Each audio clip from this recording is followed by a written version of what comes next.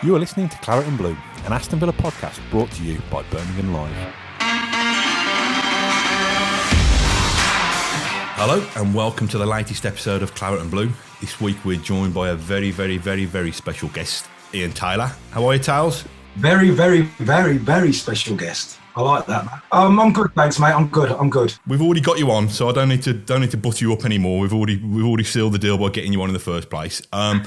What we're going to do, mate, we're going to do this time, we're going to do it a little bit differently. We're going to do Ian Taylor's Aston Villa photo album. So it's a bit like the first time you bring your girlfriend home to see your mum, that kind of thing. Flick through all the embarrassing photos. Sadly, we haven't been able to get in touch with your family to find pictures of you as a toddler on the beach or stuff like that. But there's some good ones in there, I think. So we're going to send you the first one. Let's have a little look what we've got for you first. All right. Is that from something I've posted? I think we got that in our Birmingham Mail archives, mate. I don't know whether we'd done the story back in the day. I mean, you can tell me how far back this photo is and what it was. I think I was around 12, 13. I think we had a really good team at our school, and Washwood Heath was known for having some really good teams, and we had a good year. Yeah, and I still keep in touch with some of those lads as well, which is nice. The lad stood next to me is Stuart Pass, and he's a blue nose, and he's a massive blue nose, and we do still keep in touch and give each other stick now and again. So that's nice. Am I right in thinking that back then your school days brought about your first ever experience of playing at Villa Park? Yeah, I think, I don't know whether this was maybe the year after or what, but we played in the Villa Cup final, yeah, and we won, which was nice. So, and I think there's a picture of me somewhere in a team photo like that with my Villa sweatband on and giving it the fist pump. So, yeah, you'll have to find that one. Can you remember what it was like to actually play on Villa Park for the first time? Well, it'll probably be like when the players go back now, because there was no crowd. There was there was a few parents and teachers and whatnot, but it was one of those where you could hear everybody shouting, and but I just remember the pitch being so big. Trying to get from one end of it to the other was a hard task, but it was one of the first occasions that I actually played on a proper ground, on a proper football ground. So, and for it to be Villa Park was just unbelievable. So as a 12, 13-year-old kid, were you still a kind of rangy box-to-box midfielder? Have you always played that kind of role? Yeah, I think so. I think, funny enough though, Matt, I started off in goal, which was weird. And I don't know how I started off in goal, but it was one of those where I started off in goal and then I got asked to play outfield, and then never looked back. Although, throughout my career, I've played every position throughout my career. So, it was nice to be so adaptable. But, I've essentially been a midfield player. And as a 12 and 13-year-old kid, was it a pipe dream to think that you played professional football, or was that something that you actually did have an ambition of even at that age? Absolute pipe dream, mate. Never ever thought that I'd turn professional. To be honest, I never actually had the dream of being a professional footballer. I think I just wanted to have a normal job and get on in life. I was training to be an electrician when I left school, and sort of took a different direction after signing for Moor Green, really. We're going to have a little look what direction you took. Dan's going to we're going to share another image with you, and let's see what the story behind this one is. Yeah, the flat top is amazing, I must say. Yeah, that was the day I signed for Villa. And Brian Little he tried to sign me before I went to Sheffield Wednesday. Sheffield Wednesday was my first Premier League club, and Brian was at Leicester City, and he tried to sign me when he was at Leicester, and I turned him down and went to Sheffield Wednesday. Obviously, I was still in his thoughts, and my time at Sheffield Wednesday wasn't great. I was being played out of position on the right wing, even though I'd mentioned that I'd played every position. Right wing wasn't the position that I was accustomed to playing, but I was there for 6 months, and Brian came in for me and did a swap deal with Guy Whittingham, which was best thing that ever happened to me, to be fair. If we were a fly on the wall back then, the first meeting at Villa Park, who's in there? Is Doug Ellis in there? Brian? Have you got an agent? What's it like, that first experience of walking and signing that contract? If my memory serves me right, I was with a PFA representative at that time. I think the deal had already been done, really, before we actually went to Villa Park. I didn't really want that much of a change from the contract that I had at Sheffield Wednesday, because basically I was coming and playing for the team that I supported, and I wasn't moving away from. I was just about to move away from Birmingham to live in Sheffield, so it was a no-brainer, to be honest. And just to come, and I was going to play for the same kind of money and not move away. It was a simple thing to do, really, but it was pinch yourself stuff, Matt, to be fair. It was one of those where when I was at Sheffield Wednesday, Trevor Francis was the manager, and he called me in the office. My agent had already told me that Villa had come in for me. And, when you're going into a meeting and you're trying not to smile and trying not to laugh. It was one of those, because I knew what was coming. Trevor said to me, you'll never guess who's coming for you. And I said, and I was just play acting. I said, well, who's that then? And he said, well, Villa have come in for you. And I said, really? He said, do you want to go? And I said, well, damn right I do. And it was one of those. He says, okay, yeah, we'll get the deal done, and you can leave. So that was it, really. So obviously Brian's the manager. He's shown that he wants you by forgiving you for snubbing him the first time. Yeah. He's Claret and Blue royalty.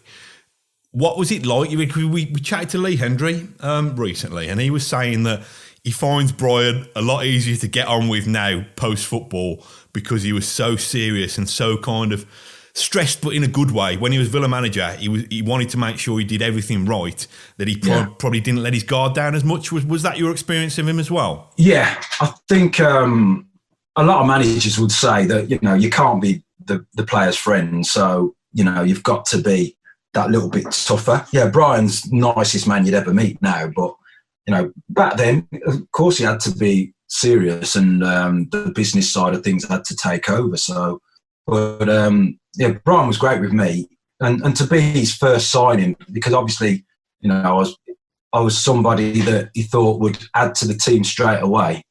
It was a great accolade to have, really. So it's one of those where I've been grateful to this day that Brian still had me in his thoughts and wanted to sign me straight away.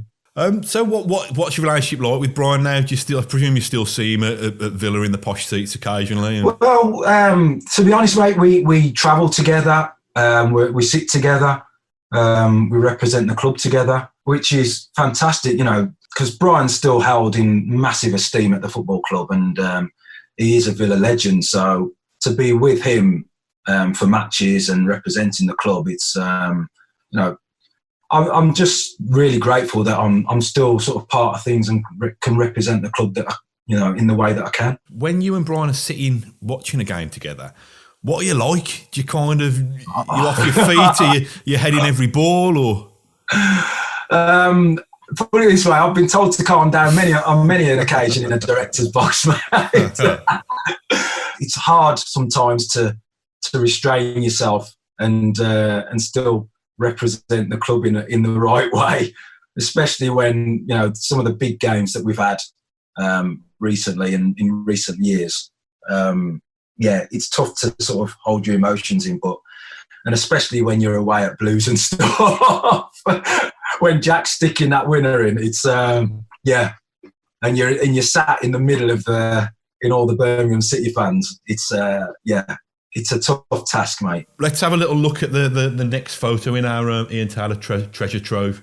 One of the best days in a Villa shirt, I think. Yeah, the following season after I'd signed, Brian had gone on to make a series of signings, and we were a new Villa team, basically. What bigger test could you have than playing against Man United? To be fair to them, they had a few players out as well, some young players coming through, and we smashed them, absolutely smashed them. And to do that to Man United the way we did with a new team was was something to behold and remember. It was really, really good day, Matt. I'm sure you were there. I was there. You should have scored it down the old 10, mate, to be honest. I couldn't see down that. Oh, no, yeah. That's the only thing that was missing.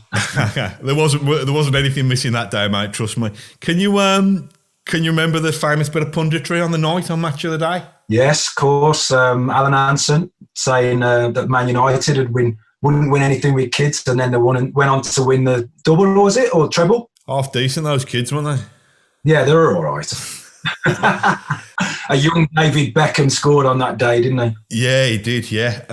He's only a consolation goal, though, wasn't it? Yeah. We haven't got that. I couldn't find it in our archives, and we'd probably get done for copyright if we nicked it from elsewhere. But your first goal it did come at the whole end, didn't it? The previous, was it on your debut? Yeah, my home debut at Villa Park against Chelsea. We won 3-0, and I think, I managed to get the third, I think. Yeah, the third, in front of the whole 10 with all my family and friends there. And, when you just have, if you're just writing how you'd want the night to go, it just went all so perfectly well. And,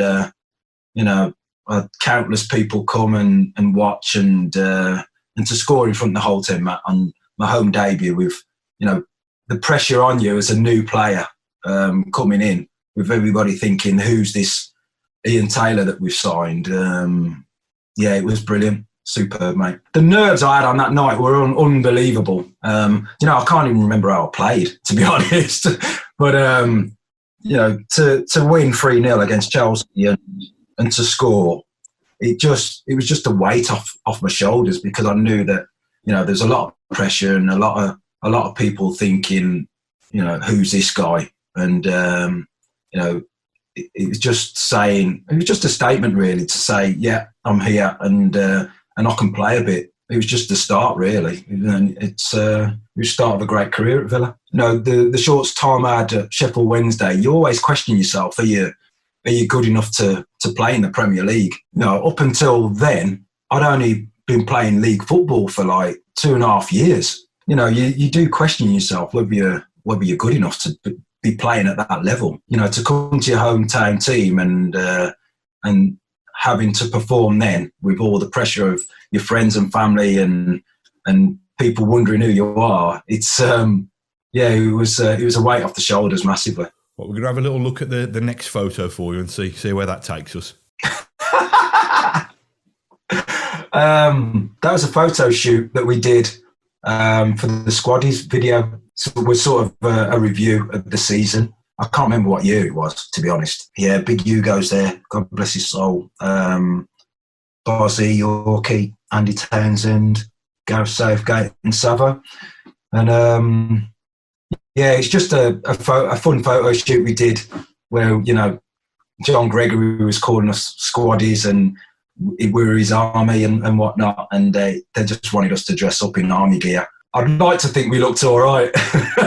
Do you reckon players today would have it written into the contracts that they're not allowed to mess about like that anymore? Because it seems a bit more serious now than it was back then. Yeah, I know. It is a bit more serious. I don't know, to be fair, because I suppose it was just part of PR and the lads, because there's a lot of lads now who would probably say, no, I'm not dressing up in army gear. You know what I mean? But we quite liked it and we thought it was a bit of fun. We were quite at that time, we were a good team. We were quite confident in what we were doing. So, no harm in it at all. Who would be the one who kind of puts the idea to you? Will the gaffer just come and say, listen, you got to do this? Basically, the PR team they'd put it to the manager and they'd probably come, I can't remember exactly, but probably come with a list of players and say, you, and you, they want you to do this. And to be fair, in those days, you didn't really question it because it's part of being a player and part of what you had to do as a professional footballer. So just went with it, mate. Let's have a little look at the next one. What we got next, Dan? That's me lying through my teeth. Yeah, where we were asked about our drinking habits and what were our favourite drinks. And I lied through my teeth and said Ribena. But I think I also said that I like the odd Budweiser as well. So, and I have a lot more of them now. But yeah, they were asking us about our favourite drinks and whatnot, and yeah, I think a lot of the lads were lying through the teeth when they answered. I think, if I remember right, I think Alan Wright said he doesn't drink because he doesn't like the taste of alcohol. I think Gareth Farrelly said something like he drinks Coca-Cola. Paul McGrath, to his credit, did say he liked the odd drop of Guinness. And I think Spinksy said something like lager, followed by a lager early in the evening. Then as the night goes on, a Bacardi and Coke, probably a double. What would have been your drink of choice back then? Now that you're not going to get fined for going out drinking ahead of a match, would it have been like bottles of Bud or what? Yeah, bottles of Bud, and I did like a short and a Southern Comfort and lemonade or something. There was loads of those other Alka pops as well, weren't there? Like Moscow Mule and Reef and all that kind of stuff. Bacardi Breezes, all that kind of nonsense. Yeah, that we used to drink. So where do you used to knock about then on a Saturday night after a home victory? There were a number. Sometimes I used to knock about with the lads that I grew up with in Birmingham as well, and we used to. Sometimes, a lot of the time, I didn't really like to go out in Birmingham. I used to like to go places where no one would know you, and you could just have a good laugh with your mates and stuff. And so we used to jump in cars and go all over the country and stay over and just come back the next morning. And we used to go up to places like Newcastle and Sheffield. We go to Doncaster, believe it or not. And the times when I used to go out with lads at Villa, we'd jump on a plane and go over to Ireland or something, and just for a night out. Those days we had a great rapport with Irish fans because we had Irish players in the team and whatnot, and we'd have a great time going over to Ireland, and we were really, really well received over there, and got well looked after, which was nice. Let's have a look at what we've got next for you. Let's have a look at your next photo. I posted this one the other day. Well, I'll let you in on a secret, Tayls. This is what prompted the idea, because we thought there must be loads of photos that, if we looked at that at first glance, it looks like you've had a tiff, doesn't it? But there must be loads of photos that you've got the kind of backstory for. So go on, tell us what's going on there. I can't remember. Well, I've got a feeling it was. I've got a feeling it was only a Q&A or something that we were doing, and we were maybe waiting for the next question to come along. I don't know. I didn't get into any disciplinary problems or anything like that then. I can't think that it would have been anything like that, especially with the manager. Some fans might be able to sort of help us out with that one. Yeah, we'd probably track down. It's probably in some social club in Longbridge or something back in 1999 or something. So when you posted it the other day, that's what got us thinking, because I think you put he was acting as your lawyer. I thought, was it an FA? No. It's just the way it looks. It was probably in court for something. Were you ever sent off? I can't remember you ever being sent off, were you? Yeah. I was sent off at the Hawthorns, I think it was. There was a time when we couldn't play at Villa Park because I think there were some renovations going on or something at the beginning of the season that wasn't finished. So we had to play at the Hawthorns in Europe. I think I got booked for something, a silly yellow card. And then I genuinely am saying that I got brought down for a penalty, and the referee said I dived and gave me a second yellow and sent me off. You don't dive, do you, Tayls? No. Never, ever. I think the Trinity Road was being revamped at the time, and they played a couple of Intertoto games. It might be, was it Celta Vigo or was it somebody else? Because we were chatting to, do you remember Stephen Cook? Yeah. We had a good catch up with him a couple of weeks ago, and I think he made his debut in that game. But I think there's a couple of people, I don't think you were the only one sent off, were you? Was there somebody else sent off? Yeah, I can't remember. But I just definitely remember playing at the Hawthorns. I'm sure it was that game that I got sent off for his second yellow. So we've shown you the picture of you and JG. What was, and you mentioned him briefly when he was Brian's right-hand man. What was he like to play under as a gaffer? Moody. Very moody. When we were winning, he was great. When we were losing, he was a flipping nightmare. Yeah, he wanted to win. He just... a winner and wanted to win. You know, sometimes his methods didn't agree with some players. He didn't get on with some players because his work ethic, he managed like he played, and, you know, he was a hard worker. He wanted everybody to put in the effort that he did. And if he didn't see that, then he'd let you know about it. He liked a bit of flamboyancy as well. He loved the players like Paul Merson, who could add that little bit extra. Benito Carboni he brought in as well. He liked that kind of player as well, who could do something off the cuff. I like JG as a manager, but it sort of we didn't quite make it where we wanted to underneath John. How would his moods manifest themselves then? Would he kick water bottles? Would he? Oh yeah. He was one of those that throw everything. He'd be one of those, if you were supposed to be off on the Sunday, he'd bring you all in. You know what I mean? So, which put players' noses out of joint, but sometimes that's the way it is. If you haven't played so well, then you have to face the consequences. I think when you go back and you think about it, the biggest rook was probably with him and David Ginola. At that time, I think John thought that David wasn't putting it in the way he wanted him to. He thought he'd got a little bit overweight. Hence the celebration that David did when he took his top off and showed everybody his ripped torso. You know, I think I don't know, maybe it was some John's way of making him prove himself. I don't know. And making him and pushing him to do that little bit extra. I don't know. I wish I was as fat as that. Yeah, I know.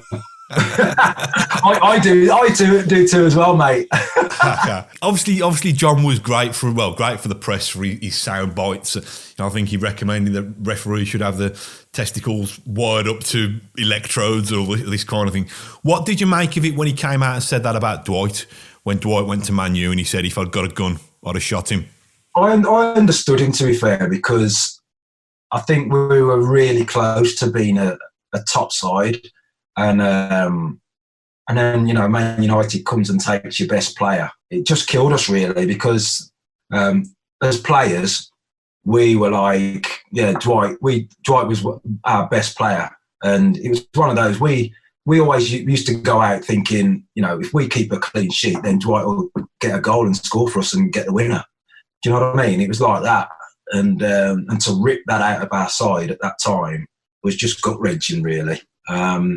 Because we knew if we kept the likes of Dwight and added to it, that you know, we could have been really challenging, and it killed us, really. So I can understand why he said that, but I can understand why Dwight left as well. Was John Gregory's kind of press conferences and stuff, though, was it something that the lads would take an interest in, just to think, oh no, what's he said now? Who's he dug out now? Who's he had a go at now? To be fair, players don't really pay that much attention to managers' press conferences or anything like that, unless they wanted to get an indication of whether they were playing or not. As a Villa manager, I thought he was a character, and you know, I still got visions of John, and you know, that time when he put David Ellery's referee's top on, and you know what I mean, and putting Santa's hat on when we got through to the next round of the cup when we beat West Ham away, things like that. Do you know what I mean? That you just don't see now, and him enjoying being a manager and having that lighter side to him. You just a character. I think we've got a photo in recent times with yourself and Drapes and Tommy Johnson. Let's see if we can get that shared with you. Oh, right. We'd gone down to London for something, and I can't remember what it was. We decided to just go and have a curry somewhere. It's nice to sit down and have a chinwag and talk about old times, really. But we just spent most of the time just laughing, because we just look back and we had so many good times and such a laugh. You know, you talk about the seriousness of football these days, but for us at that time, we enjoyed it so much, and it didn't seem like a job at all. And we just had a great time doing what we did, and it's just nice to sit down and reminisce about that, because it's not been very often that we've got the band back together, as they say, and had a good had a good chat about stuff. So yeah, it was good to catch up and see him. That's a few years back now, that I think. There's obviously the famous story in there about Mark Draper saying, I want to, I'd love to play for a big Italian club like Barcelona. Was that... Not the shot school in the box, mate. Was that in keeping with what he was like? Yeah. He was funny. We used to call him Dopey. Tommy used to call him Dopey. Yeah, he was funny. Yeah, not the brightest, but he was one of the funniest lads I've known. So he's a good lad, great lad.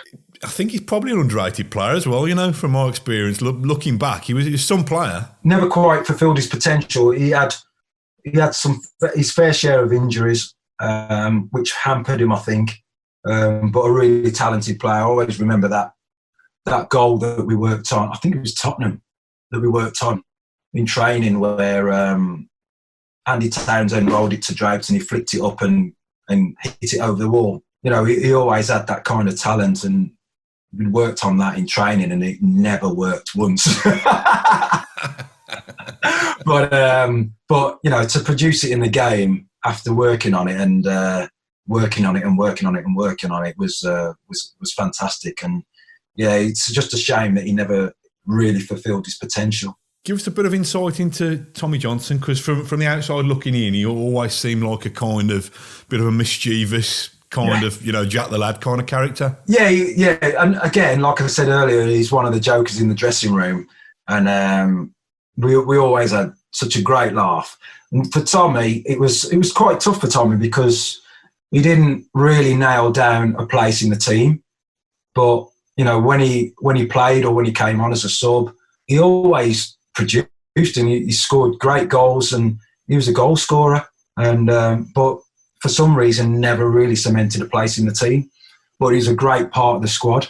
If you ask Brian Little now, he'd probably say he was probably one of his biggest headaches. That he wanted to try and play in the team at the time. But when you've got the likes of Savo and Dwight up front, who had a great partnership, it was tough to get Tommy into the team. Well, let's see what we've got next for you on our random photo generator. Let's have a look. George. I think again that was another PR thing that we did at, I think it was Villa Park, I think, where there was I think it was leading up to the Cup Final 2000. I think there's a bigger photo with myself, Gareth Barry. I think Lee might have been on it, Leandri, George. Yeah, where you do all those photo shoots leading up to the Cup Final and doing all the interviews and whatnot on the press day. And George was another player that I'm good mates with now, still keep in touch with now, and got on really, really well with. We had a great partnership when we played together. And again, that team, it's one of those where you were hoping that we'd go on and do some better things, but for whatever reason, that team broke up. Sorry to do that one to you. I think the mention of the cup final, we had to get you reminiscing about that. What's your looking back on it now? What's your thoughts? Well, it was one of those where it's probably my biggest, apart from leaving Villa. It's probably my biggest disappointment. Where we're the FA Cup finals. You're on the world stage, and we went into that final thinking, yeah, it's a great chance to win a big trophy and beat a big team as well. Chelsea were quite good at that time with some big world-renowned players. And we went into the game believing that we could win it, and we didn't perform. Just didn't perform on the day. A lot of people will say it was the worst cup final, FA Cup final for years, which it probably was. And the way we conceded the goal was poor as well. And there's just everything about the day, Matt, was it just wasn't us. And I know that John Gregory said that in his talk afterwards, that performance just wasn't us on the day. I don't know whether the occasion got to us or what, but yeah, we just didn't perform on the day. And like I said, it's probably one of my biggest disappointments in my career. To get onto that stage and then not perform was was crap, really. So I presume the evening, any celebrations that were planned just falls flat, doesn't it? Just go and have a meal and then try and get home as soon as possible? Or? Yeah, you just want to get out of there. And, obviously the club has to make plans for if you win the thing. And, I can't remember if we just actually went, like you say, and had a meal where we were supposed to be celebrating and then everybody goes home.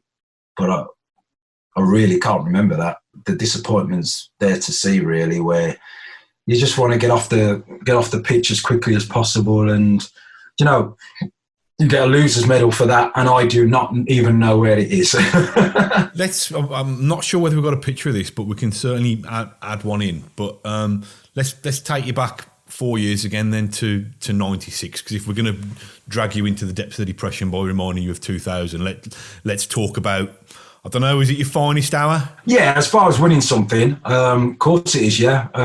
People always ask me, was the goal in the cup final the best goal that you've scored or the most important? And I always say, well, no, the one that we spoke about earlier at Villa Park, my first one at Villa Park on my home debut, was probably the one.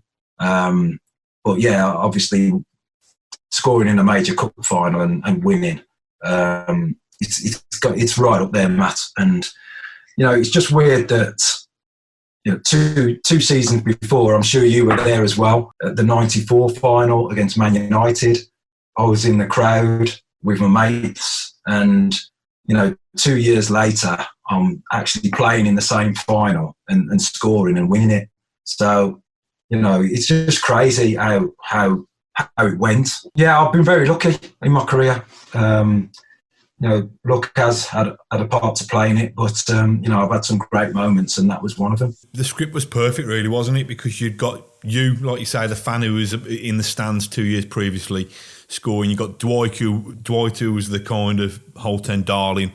And you got Savo, who was, with a swing of his left foot, proved a lot of people wrong. It just seemed to all come together, didn't it? Yeah. I think, luckily Brian was able to put out the team that he wanted to put out as well. And, we had a full strength team out, which was good. And I think we had a good blend at that time. We had, some good younger players and some older experienced players. Andy Townsend was still playing and was captain, and he had a wealth of experience, and it all came together on the day. It was the total opposite to 2000, really. So and to win something within a year, well, not even a year. It was it was a year and a half of signing.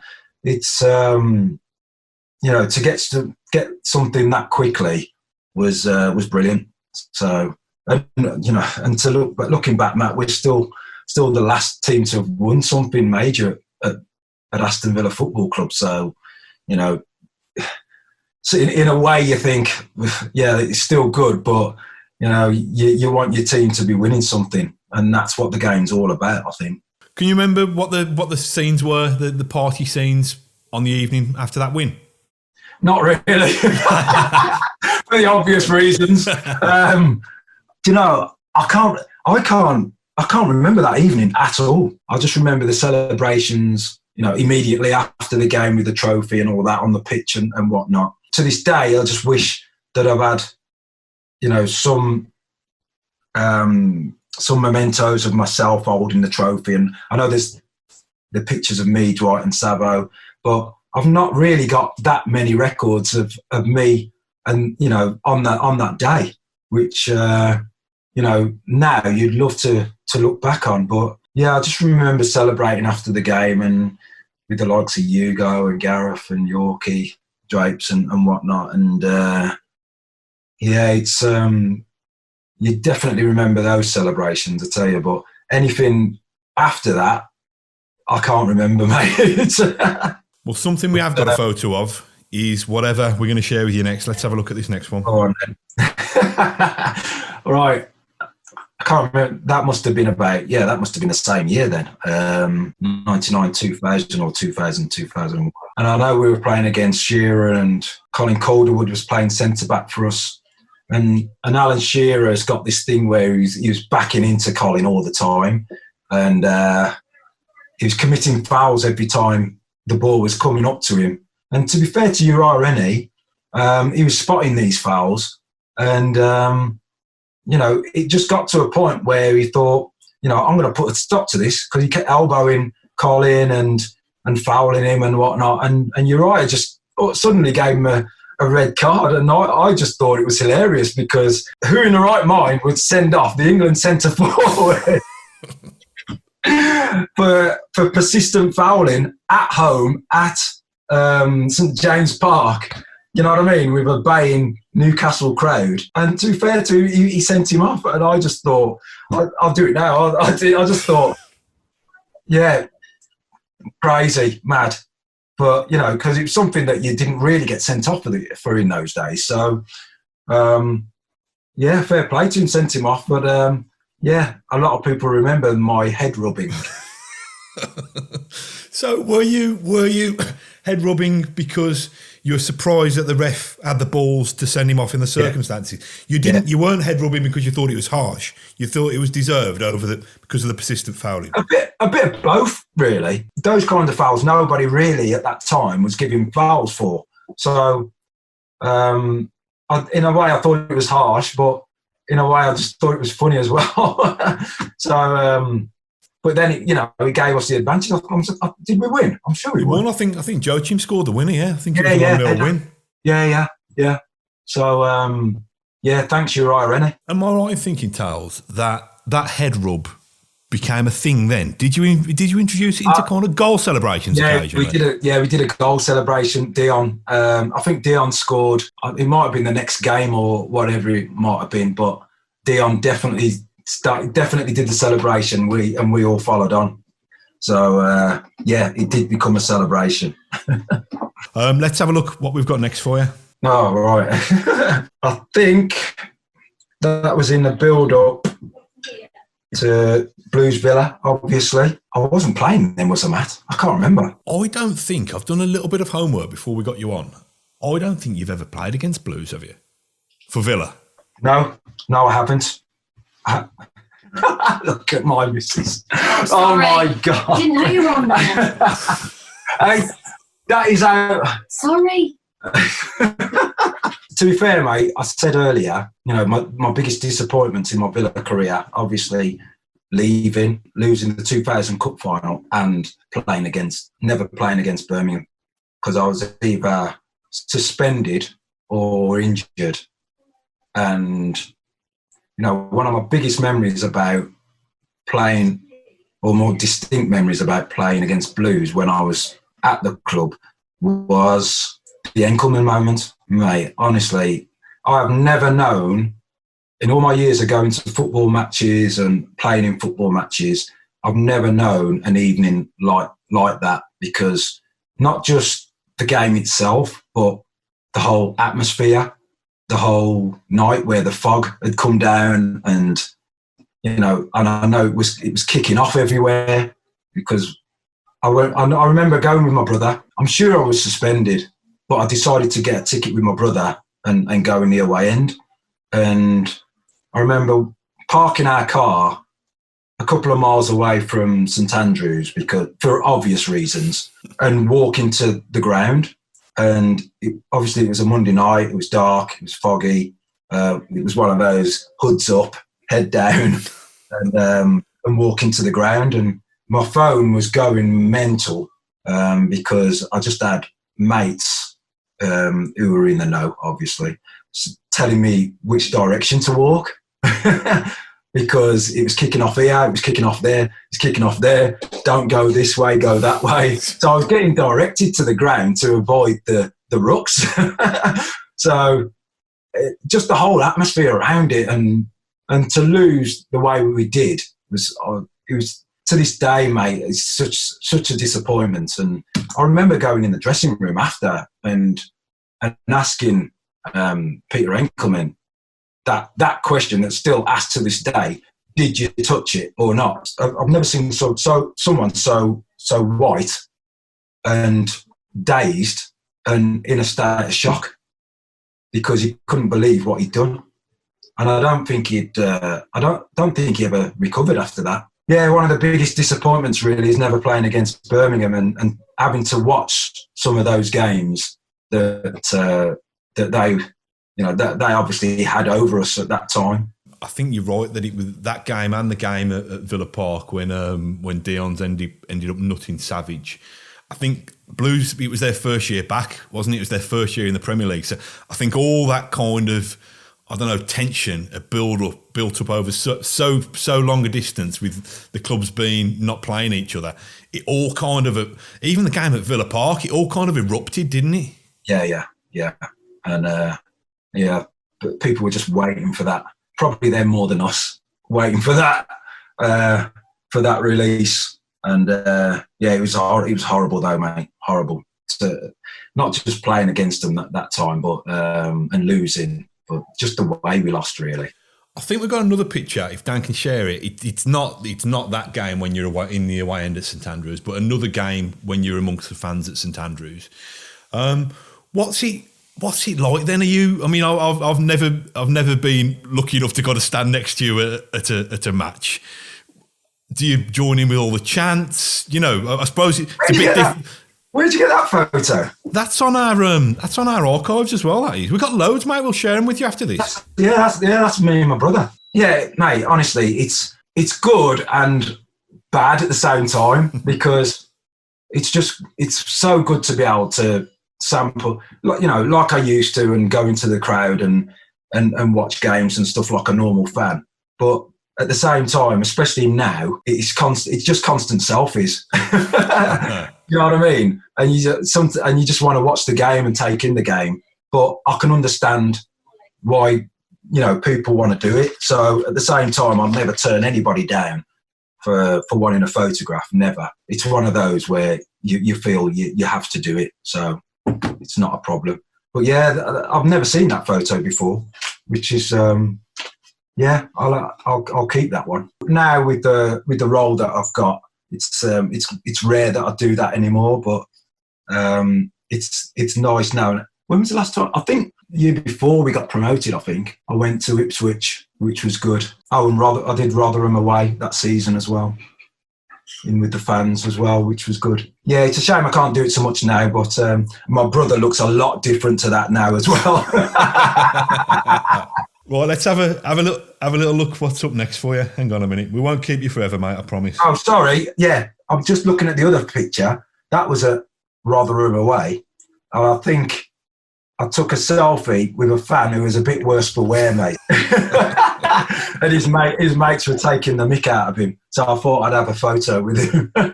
I'm glad you've explained that, because when I first saw that and it got the hashtag one too many, hashtag out of it, hashtag bladdered, I thought you were talking about yourself. Not me, mate. No, not me. That's great, that is. Let's have a look at what we got next. Where's that? I don't know. I mean, we're hoping that you'll be able to shed some light onto these. That's another one that's in our photo system. You and the Tasmanian Devil. I've got no idea where that is, unless it was at a kid's school or something. I think this is because you're such a good guy and because you're always willing for the photo opportunities. They'll stick any kind of random mascot in front of you and know that you'll get a big smile. Hey, just off topic, Tayls, one of my memories, and I think, do you remember when we went to Hong Kong pre-season a few years ago? Yeah. And I'd had a few drinks the night before in one chai or whatever, and I was feeling a bit fragile anyway. But we went to a school, and you were there as Villa ambassador. Yeah. And you were kind of just so, I'm not just blowing smoke for the sake of it, you were so brilliant with the kids there. I mean, a language barrier, nobody knew what was going on. But I think you had to kind of give out gifts and kind of, a very kind of Hong Kong a traditional bow or something like that. Yeah, and this don't reflect very well on me because I was still hungover. It was just such a lovely moment. It nearly brought me to tears. I think I need to. Oh, get off! Genuinely, I think I need to get a grip. I think it was because I think I was crying Stella Artois tears. To be honest, I probably had a hangover at the same time, but I'm used to coping with it. But I think it was, and again, I do mean this genuinely. As an ambassador, you know what to do, you know what to say, you know how to conduct yourself properly. As an ambassador for Aston Villa. Do you know what year was that? That was only... I think it was McLeish's year, so I think we're talking Yeah, 2011, I think it was. The summer of 2011. Yeah. But does it carry a weight of responsibility, I suppose, is a serious question. When you are going out and representing Aston Villa, I presume you take that very seriously. Yeah, I do, yeah. I think I'm very lucky to be able to do it. And to be honest, it was something that I saw other clubs had started to do.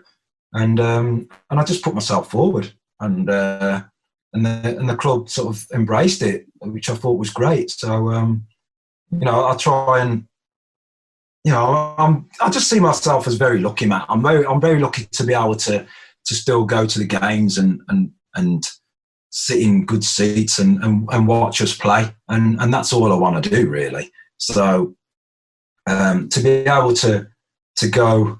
I've been lucky enough to go around the world and represent the club as well. And you have to do it in the right way, don't you? Or you'll be out on your ear. So, I try and do it to the best of my ability. And I love interacting with fans and, with what I do work-wise as well with my company. I'm working with kids all the time as well and parents. And I love doing it. I just love interaction with people, and this whole sort of coronavirus thing has sort of scuppered all that at the minute. So I just love it.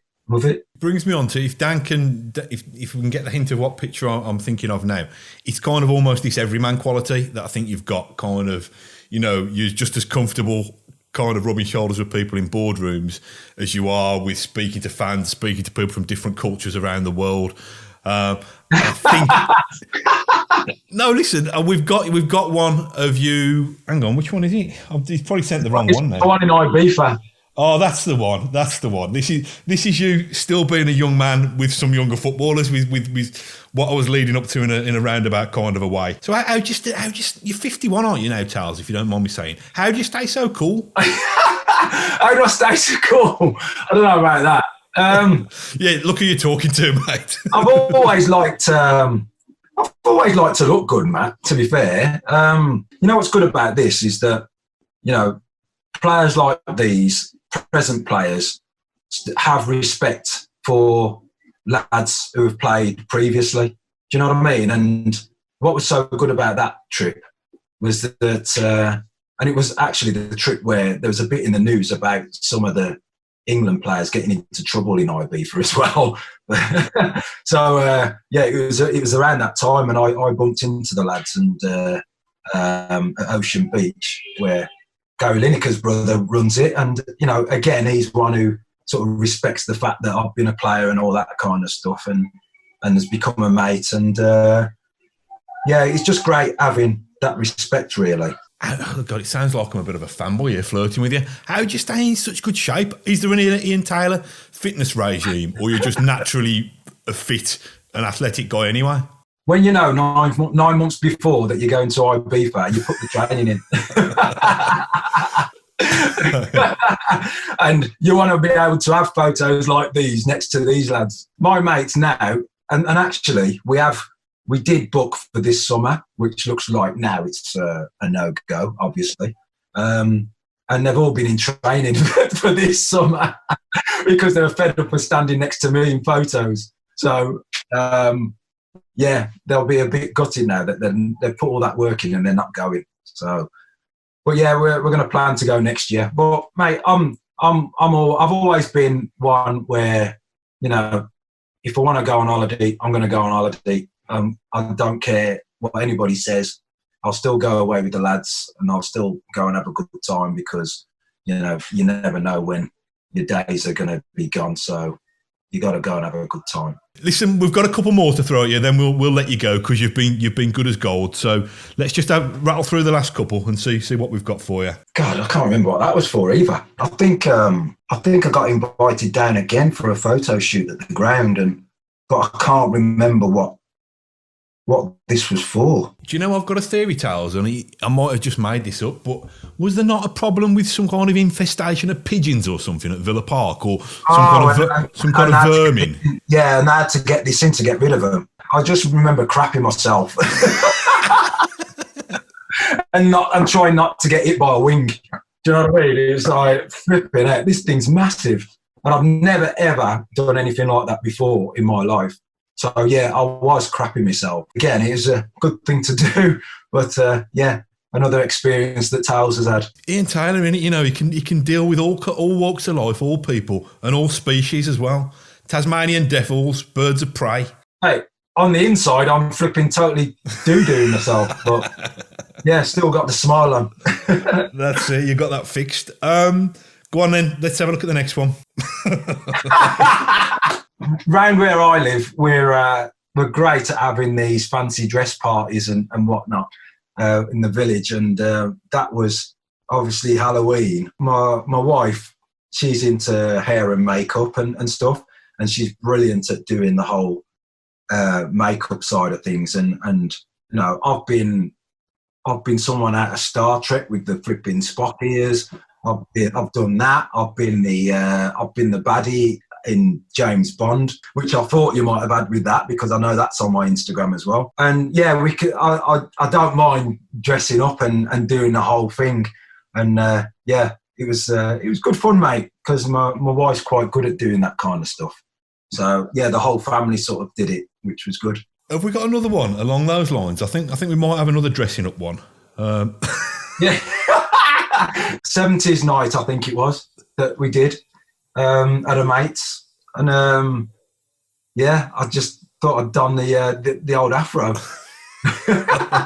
We should title this episode "The Roasting of Ian Taylor" rather than the photo album, because we're giving you some proper stick on here. What another couple, and then we're done. I promise. I know I keep saying that. What we got next? Oh, this was before the playoff final against Fulham. Ambassador for Villa, but me being me, I went down on the bus with my boys, on a bus with my boys and a load of friends from the village. I went down in my shirt, this shirt and everything, but I took my suit with me. And we had some time with fans and everything. It was brilliant, mate. These days are what you live for as a fan. And, you know, you ask any fan, the whole journey down, the whole day. And I wanted to be like that, and I wanted to do the whole thing with my boys. Myself and my wife, we talk about it, and, you know, my boys weren't lucky enough to see me play. So, you know, I try and give them as near to that experience as possible. So, you know, we went down on the bus on the day with mates and all had our shirts on and whatnot, and stopped at the services. And, you know, because I put that picture on my Instagram, and I don't really like to, you know, put my kids on my social media, but I put the back of them on. And there were fans. I left my boys because I obviously had to go and do the whole ambassador stuff, and there were fans recognising my boys and having photos with them. Do you know what I mean? And I thought, blimey, you can't hide from anything really. But you know, generally everybody was really, really good. And you know, my boys were a bit, you know, they were a bit scared by it at times, but you know, wondering how they got recognised and stuff. But we had that photo on my doorstep before we went, and yeah, it was a bit disappointing day, but it's what you live for, isn't it? You want to go to Wembley and you want to be a part of these occasions, and you know, it's something that they can remember now. Are they proper Villa Tayls? Because Lee Hendry confessed to us that his son's one of his lads growing up as a Wolves fan. Do you know something? Even if my boys had turned around and told me they were a Wolves fan, I wouldn't be telling anybody. There's no way that my boys would be anything else but Villa. Not a chance. Right, let's have what we believe to be the last photograph of Ian Taylor's Aston Villa photo album. Let's have a look at this one. Do you know, I knew it was going to be that one. I knew it was going to be that one. I have actually got that up on my wall as part of a signed shirt frame and sort of a montage to my last Villa match. Matt, it still gives me a lump in my throat now, thinking about it, because it was away at Leeds, and it was my last game for Villa. and I knew it was my last game because I got told the night before, which was nice. And I'd gone over to our away support at the end of the game. I think we lost the game as well, which weren't great. But I just wanted to go over and say thanks to the fans for all the support. And it was tipping it down with rain, and that was it. I think we played Sunderland the week before our last home game, and to be honest, I would have preferred to have known that I was gone before that one, so I could have a proper send off at home. But they told me the night before in the hotel away at Leeds, which wasn't the best ending, but I kind of knew that it was going to be my last season. But it would have been nice to have a different send off, really. It's a brilliant photo, though, isn't it? It's so emotive, that picture, like you say, with the rain falling down as well. Yeah. Like I said, I've got it just there up on my wall, and it's a nice little memento. But yeah, sad day, mate. A sad day. A sad day and a happy day, though, because you might not have had much to celebrate on that actual day, but you had quite a career to celebrate, didn't you? I know you've said several times how lucky you've been, and to just to be able to kind of salute. Maybe it's saluting 2,500 away fans rather than saluting 40,000 home fans, but still such a moment that must have been emotional. But like you say, I was 33 at the time. So, I knew that I was coming towards the end of my career, definitely at Premier League level. So, but all the same, it was still hard. But especially when, you're playing for Villa as well. But it was sad. But I had to move on.